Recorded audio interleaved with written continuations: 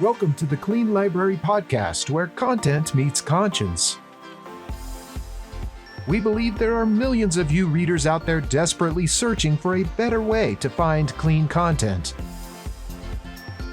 Each episode, we will introduce you to a new author of clean books, giving you, your family, and your friends clean options.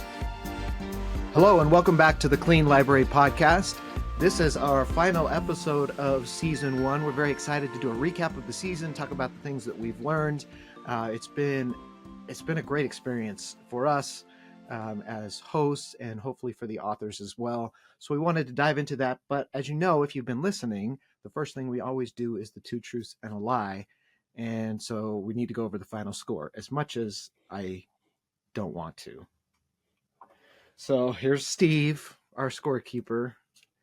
And you can see here, and this is kind of pathetic, honestly, because I had like 4 episodes where it was just me, where I didn't show up. Yeah. Right. You couldn't even handle those, Marcus. Yeah. So Brock is our winner of the two truths and a lie. So no gloating, though. No gloating. There's always your prize is nothing. Bragging rights.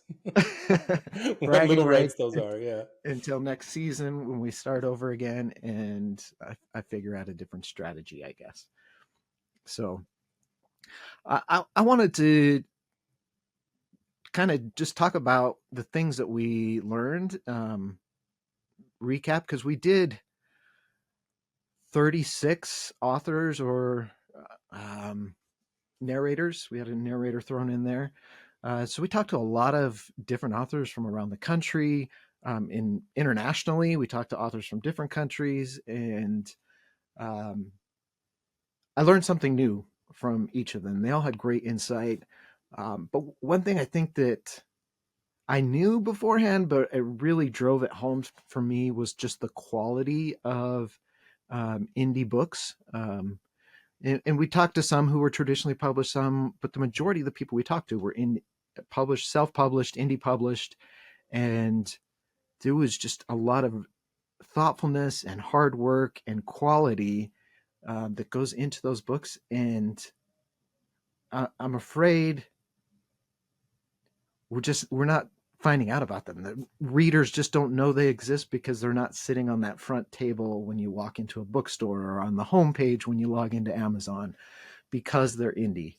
And so hopefully, as you've been listening, you've been writing down all of the recommendations and writing down the names of the authors and checking out their books. Because I've read some of them. I haven't been able to get through all of them with just editing and all the work that goes into the podcast. But the ones that I have read have been really good. And in fact, on par with or better than some of the traditionally published books that I read this year.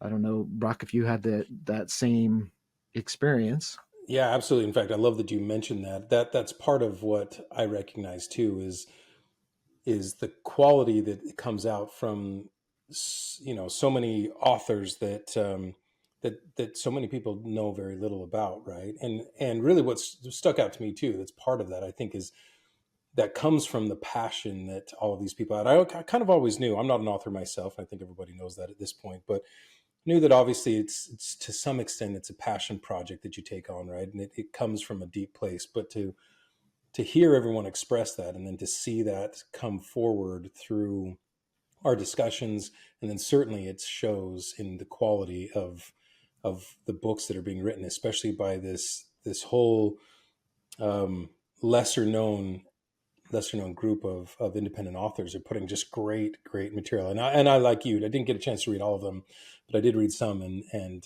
man, I was blown away. Like, it's a whole world I'm ready to dive into now that I hadn't had exposure to before. And the other thing that jumped out at me that I loved getting to see this season 2 is the camaraderie and the community that has been built around independent authors, how much they help each other, editing groups and other support groups that are out there for independent authors, and how much they love helping and supporting one another. So just again, and that kind of goes back to that passion piece, right? That this community is full of people who want to support one another, want to be successful, and really want to put out the best quality material that they possibly can. And there's so much good out there, man. Like I can't wait to continue this and to bring more attention to all the great authors that we spoke to this season. Yeah, and this episode coming out right at the beginning of December. Hint, hint. It might be a great idea to support some of these authors when you're Christmas shopping, and find gifts and spread that joy and spread those books out to your family and friends, and help them to learn more about these authors. Obviously, the underlying topic in all of our conversations has been clean, and what does that mean? And we've had a lot of discussions prior with the authors before they're on the show of, I don't know if I can come on the show. I don't know if my books qualify as clean, or what's your definition of clean before I sign up to be interviewed. And that was kind of the whole point, right? Is what is the definition of clean? What does that mean? And is it different is there a set in stone definition of what clean means? Is clean a loaded word to start with? Is it the right word to use? And we had a lot of really good perspectives on that, on what that means, and how to tackle hard topics and hard subjects in a clean way. I think was Right. one of the important things that we learned and talked about. And it seems like at least every other episode, if not every episode, the author said they want to write something that they wouldn't be embarrassed for their mom or their kids to read. Right. And I think there's this stigma in that why, you shouldn't be embarrassed by your mom reading, or what your mom would think and all that. But I actually think it's a good thing. I think that's a great standard to live by. Is, would you do this with the people you love watching you? And if Right. not, if that would embarrass you, if you have to cover it up, should you be? Yeah. Right? Yeah, or at least that if you're tackling challenging topics, you do so in a way that allows you to have that conversation with your kids or your mom, and Yeah. it doesn't, you don't have to excuse it, but it actually makes sense that you were tackling something, and it creates a pathway to have a conversation about harder things, but in a way that keeps it in that sort of clean realm, right? Yeah. And we were very clear, like, this isn't a judgment on anything that's not clean. We're not saying that you're bad, or you shouldn't be reading other things. You're saying it's a choice, and that there are pros and cons to that choice, and you should be able to knowingly make that choice. And that's one of the difficulties, is how do you know? How do you find the information you need in order to make that choice, if that's the choice you want to make? And I think I was clear, and Brock, you were clear, that we've both enjoyed and read books that would not be appropriate for this podcast. Right. And absolutely. And I continue to read books that probably would have content that wouldn't quote unquote qualify for our podcast, and maybe things that I wouldn't want my kids reading at young ages, but I will say too, what's interesting is in both of the things that you and I pointed out that we learned and what we loved about this season was neither of us said how great it is to talk to people that write clean literature. No, it was specifically about the people and the quality and what was put out, right? So Mm-hmm. so I think what we're trying to do here is just bring awareness to high quality literature that has been written in a clean manner, so one doesn't exclude the other, right? One doesn't Right. negate the other, and we've just chosen to highlight and bring attention to those that choose that. Yeah. And there's a certain value to stories that, even if they're dealing with hard topics or have examples of bad choices or even evil in them, that the goal or the takeaway is one of hope and good. And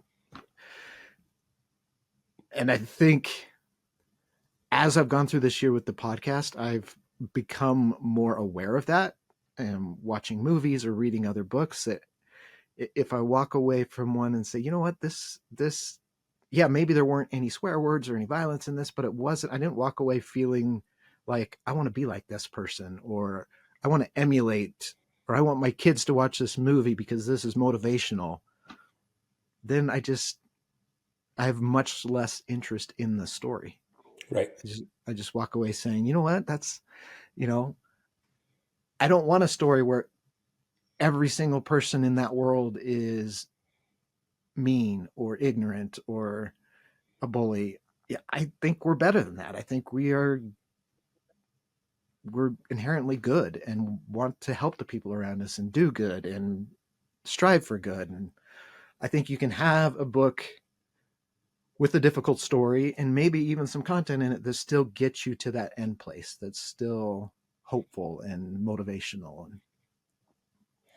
And I don't know, And that there's I feel something to like learn from both. I don't have time in my life, right.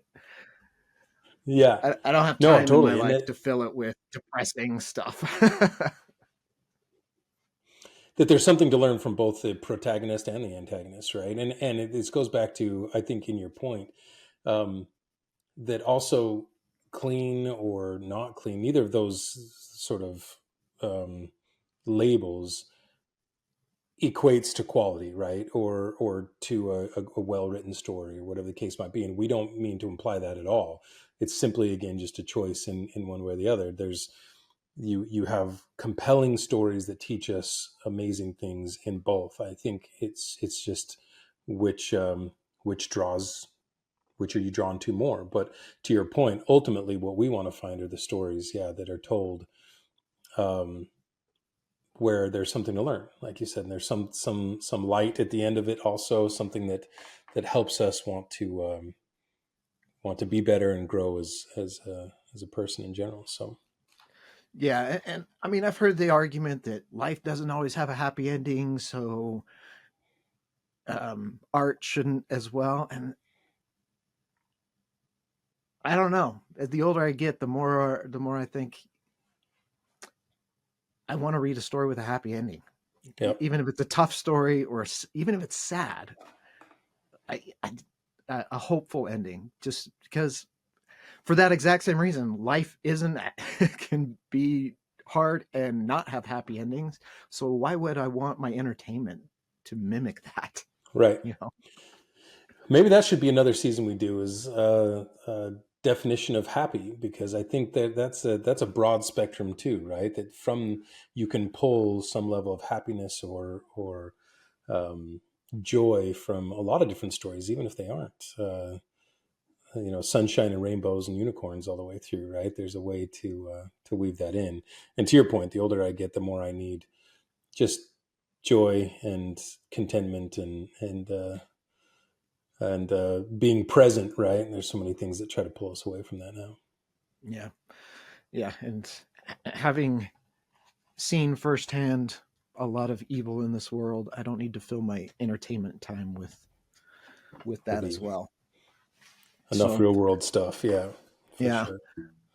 So a very consistent theme throughout, in a question that we asked, I think pretty much every episode, was, how do you find the content that you want? In this instance, clean, but any, for any genre, any content level that you're looking for, how do you find that? And we can kind of boil it down to three problems. One is we want objective reviews or ratings, comprehensive, and consistent. And in order for a rating system to really work, it has to have all three, I think.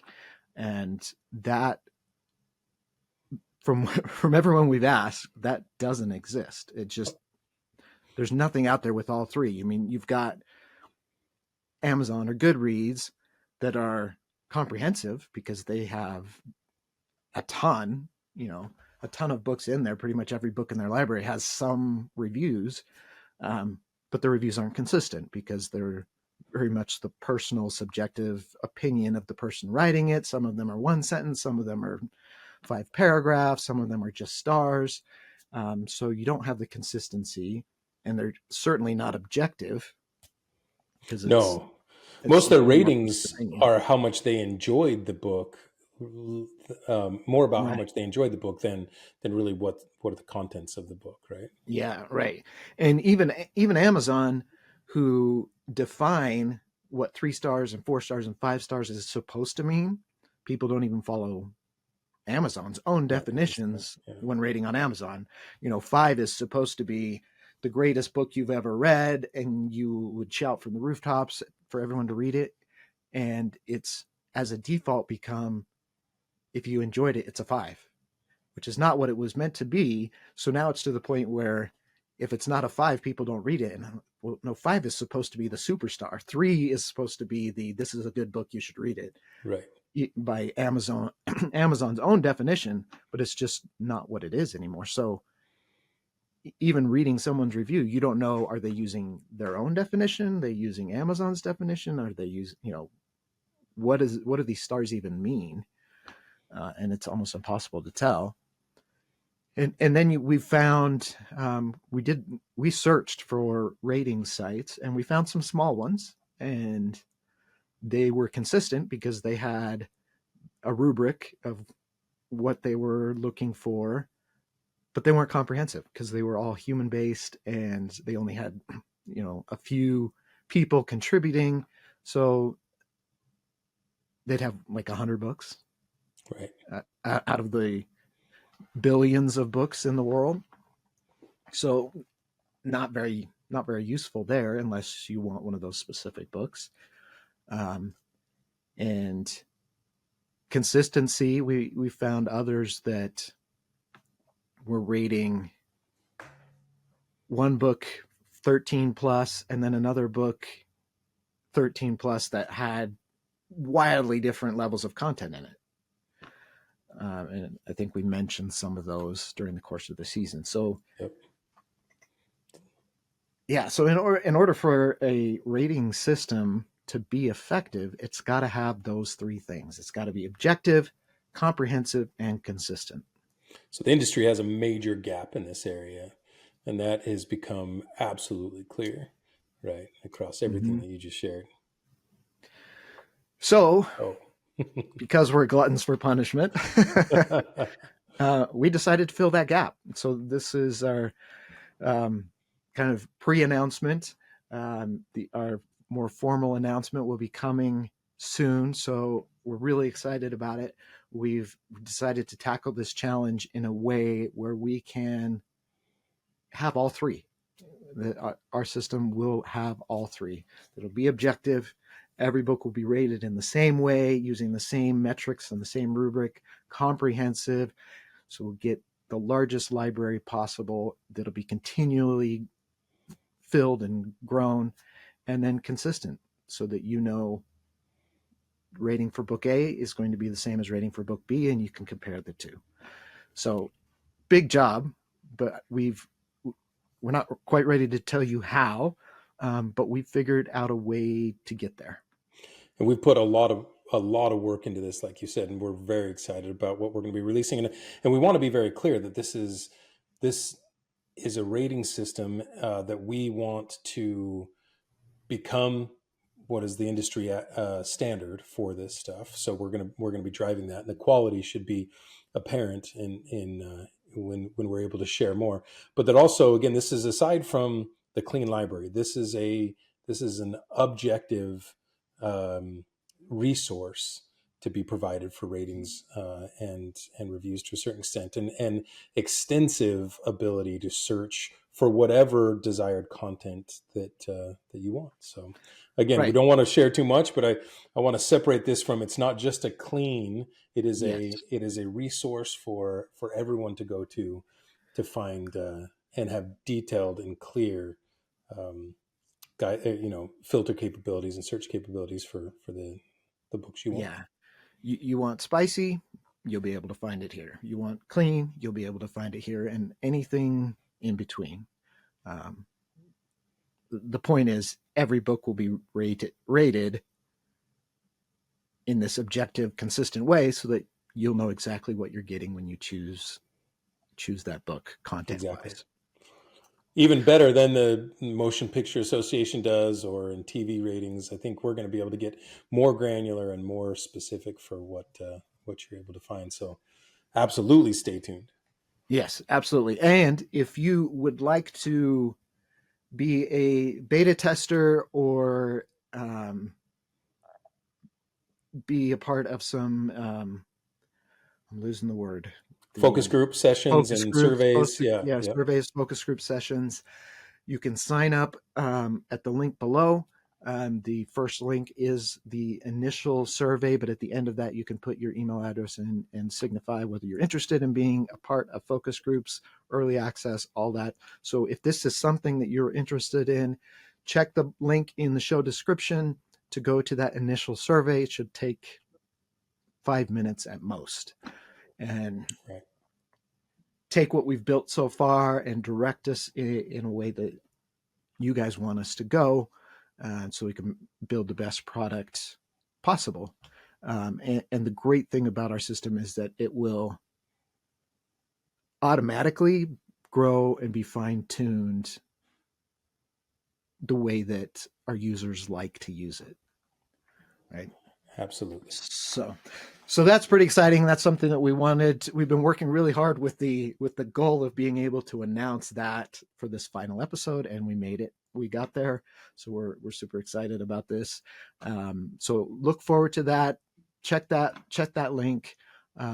Get in touch with us if you're interested, and we'd love to have you on that beta tester focus group list to help make this a reality. And like we said, we don't want to get into specific details now, but the plan is to launch this next year in 2025. So, Absolutely. yep. At the ripe old middle age, we're going to disrupt the whole system. Yep. This is going to be our gift to everyone for that, and we're going to shake it up. Absolutely. So if you're just finding the podcast now, season 1's up. It's there. Go back and listen. If you started at episode 15, go back and listen starting at episode 1. Give those authors who are willing to jump in at the very beginning with us, give them a chance, listen to their stories as well, and stay tuned. Subscribe to the podcast so that when season 2 drops early next year, we'll start our recording at the beginning of the year, and then start putting out season 2 episodes. So subscribe so that you're notified when season 2 drops, and you'll continue to meet new authors, and we'll add some new questions and some new twists to the conversations and the interviews. If you are an author, a narrator, an editor, if you have a passion for clean books and would like to be a part of that podcast, you can go to our website, thecleanlibrarypodcast.com, and get more information about being a guest on the show. So we don't want to keep you too much on this final episode. Thank you so much for listening. Again, check those links, let us know, and stay tuned for some really exciting stuff to happen next year. And in the meantime, have a wonderful Christmas and great holiday. Thank you so much for listening. Thank you all.